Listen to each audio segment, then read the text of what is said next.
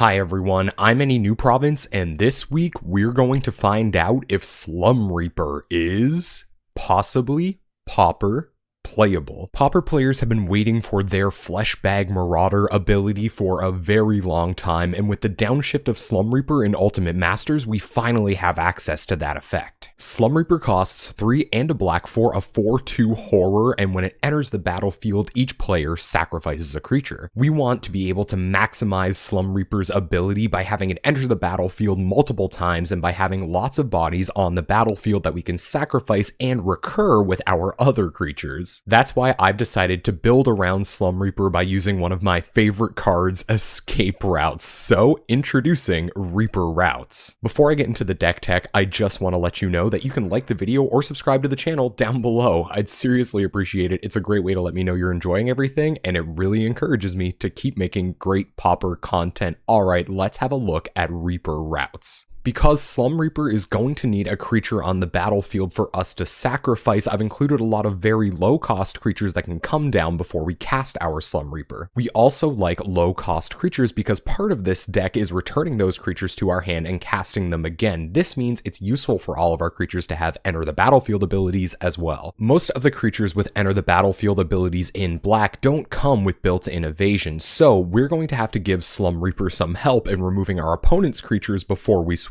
in. I'll go over the creatures with Enter the Battlefield abilities that help us do just that first. Starting us off is 4th Bridge Prowler. It costs 1 black mana for a 1/1, and when it enters the battlefield, you may have target creature get -1/-1 until end of turn. I'm almost glad to be on the draw against a deck with X1s when I'm playing 4th Bridge Prowler. Our opponent will commit their unflipped Delver, pass the turn over, we'll play a Swamp 4th Bridge Prowler and kill that Delver dead. Next we have Ruthless Ripper, which costs 1 black mana for a 1/1 with Death Touch, which is awesome for removal, but it comes with an extra ability that's even more helpful if we can recur it. It has the Morph ability, which says you may cast this spell face down as a 2/2 creature for 3 generic mana, then turn it face up by revealing a black card in your hand anytime. When Ruthless Ripper is turned face up, target player loses 2 life. This is so helpful when we're playing a deck that's trying to attack with our 1-drop creatures. Decks like Tron and Boros Monarch have Prismatic Strands to stop our beatdowns. Ruthless Ripper can win through those abilities with loss of life. Finally, we have Crypt Rats, which doesn't have an Enter the Battlefield ability, but it is very useful as removal, especially if we're going to pick it up with its ability on the stack. Crypt Rats costs 2 and a black for a 1/1 rat. You can pay X mana to have Crypt Rats deal X damage to each creature and each player. You can only spend black mana on X. Next up, we have Mesmeric Fiend, whose Enter the Battlefield ability isn't necessarily removal, but it's still disruptive. It costs 1 and a black for a 1/1, and when it enters the battlefield, target opponent reveals their hand and you choose a non-land card from it.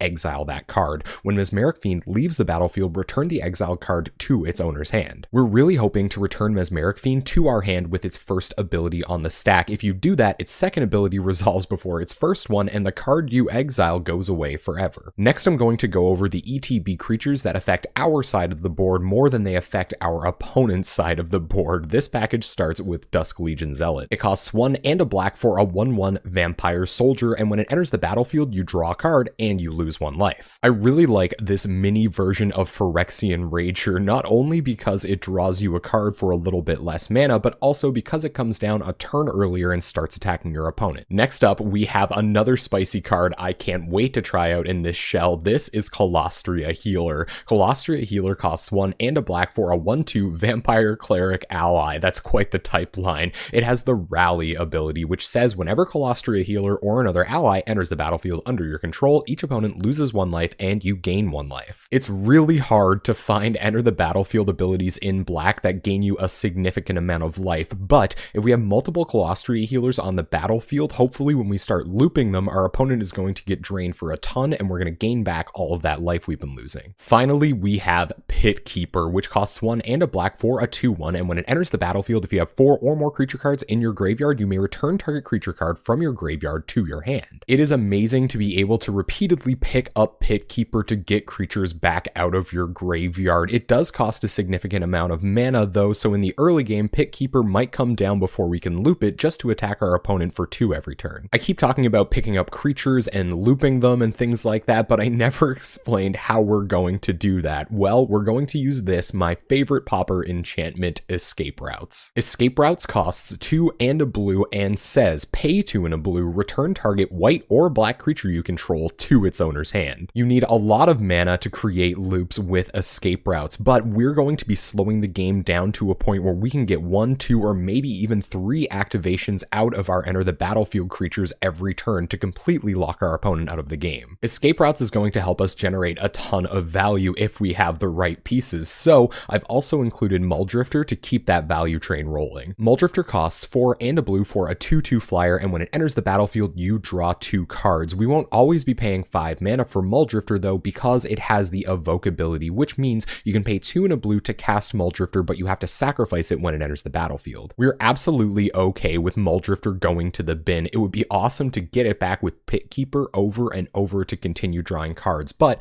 it's also a good evasive threat to attack our opponent through a stalled board in those very slow games. Finally, we have just one more value creature that we can loop with Escape Routes. It's Thorn of the Black Rose, and it can completely shut down certain matchups. It costs 3 and a black for a 1/3 human assassin with Death Touch, and when it enters the battlefield, you become the Monarch, which means you draw a card at the beginning of each of your end steps, but if someone who isn't the Monarch deals combat damage to you, they become the Monarch and get to start drawing that extra card instead. The last bit of our deck is just a ton of removal and a little bit of counter magic to make sure those games go as long as we need them to generate our Escape Routes loops. The first removal spell we're running is Disfigure. It costs 1 black mana for an instant that gives target creature -2/-2 until end of turn. You absolutely need Disfigures in these removal heavy decks. They kill Ninja of the Deep Hours, they kill a flipped Delver, and they can kill one of your opponent's super important elves early in the game. We've also got 1 copy of Doomblade. This is going to help us kill any creature that isn't black. It's just awesome to have a catch-all removal spell. It costs 1 and a black for an instant that destroys target non-black creature. We're also running 3 copies of Chainer's Edict, which cost 1 and a black for a sorcery and cause target player to sacrifice a creature. You can cast it again by paying 5 black and exiling it from your graveyard. We can pick away at our opponent's board with 4th Bridge Prowlers and Ruthless Rippers, but these Chainer's Edicts couple with Slum Reaper to make sure our opponent can't stick a single threat for the entire game. Finally, our last non-land card is Soul Manipulation. It costs 1 blue-black for an instant, and you're able to choose one or both counter target creature spell and or return target creature card from your graveyard to your hand. Creatures are inevitably going to go to our graveyard because of Crypt Rats or because of Muldrifter's evoke ability, or we sacrifice them to Slum Reaper, so